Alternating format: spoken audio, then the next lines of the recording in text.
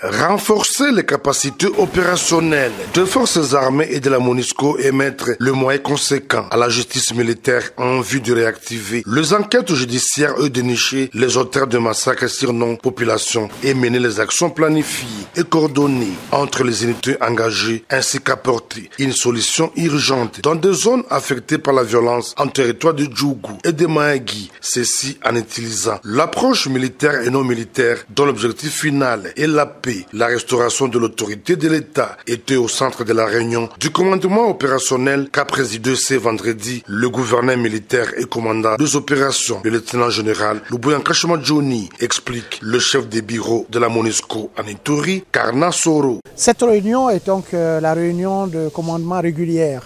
qui est convoquée et présidée par le gouverneur de province donc pour faire le point avec l'ensemble des acteurs qui sont sur le terrain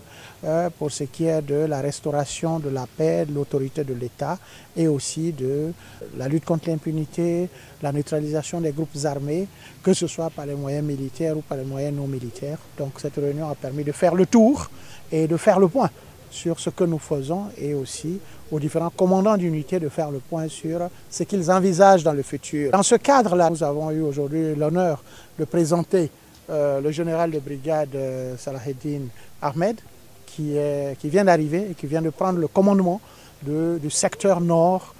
des forces donc, de la MONUSCO et qui sera basé donc à Bunia et qui va coordonner l'ensemble des activités des forces de la MONUSCO en articulation avec les FARDC. Signalons que d'autres mesures supplémentaires ont été mises en place pour la sécurisation sur la RN27 ainsi que le site de déplacés d'Hérault et de Plaine Savo, a dit le commandant des opérations militaires à Ituri, le lieutenant-général Luboya Nkashama Johnny. Tous les leaders de camps des sites de déplacés sont appelés à la vigilance et d'alerter tout mouvement suspect.